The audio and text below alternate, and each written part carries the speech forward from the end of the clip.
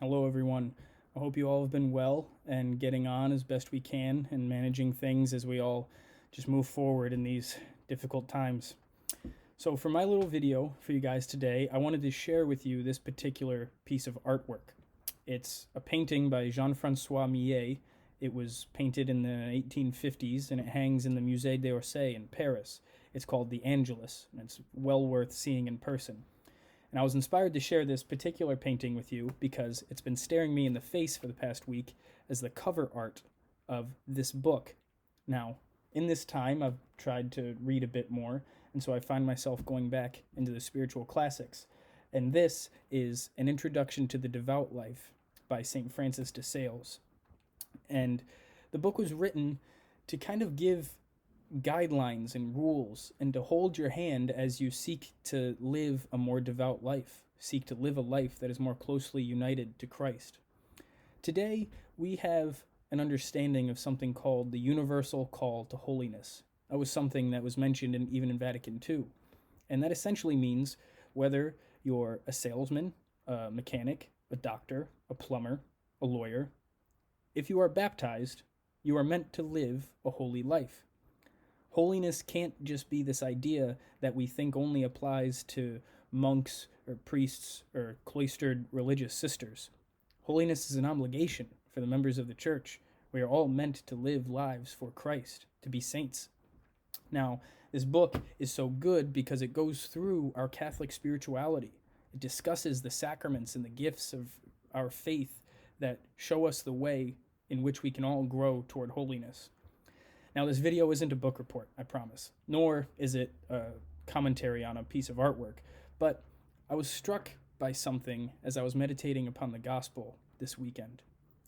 In the gospel, we see Christ risen from the dead and communicating with these two men, walking along with them, spending time with them.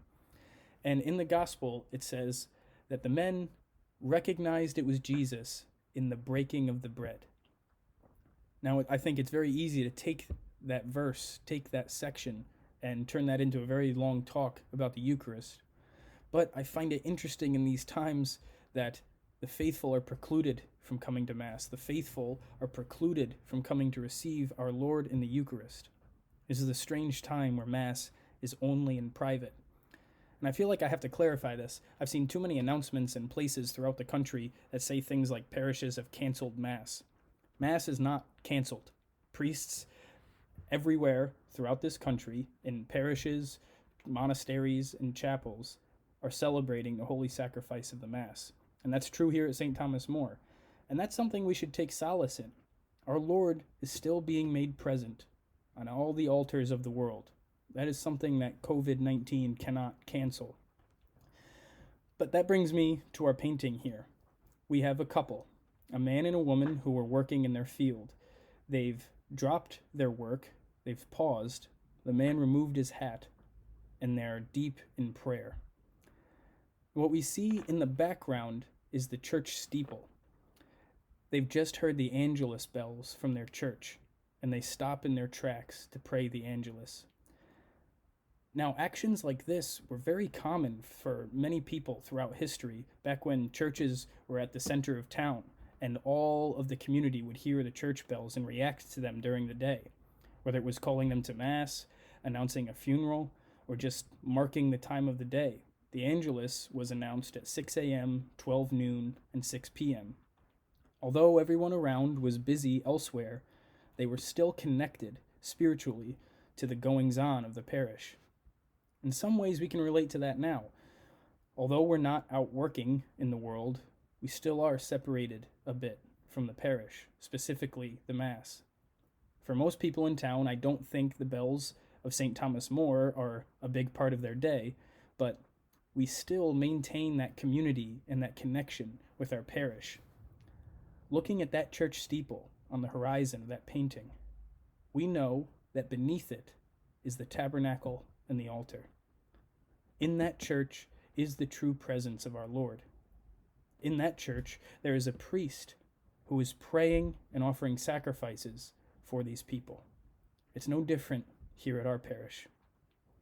Holiness is a call that we all share, whether we're seminarians, ordained priests, or the lay faithful. Even if we cannot be together physically for the celebration of the Mass, we ought to recollect ourselves, to drop what we're doing, to join in prayer together even from afar. I hope our recordings of Sunday Mass have been helpful for you guys during this time. Use them to make your Sabbath, your Sunday, a day that is set aside for the Lord. Now, in the coming weeks, I'm going to be pausing at 12 noon every day to pray the Angelus, and I invite you all to join me. I've included the words of the prayer here beneath the video.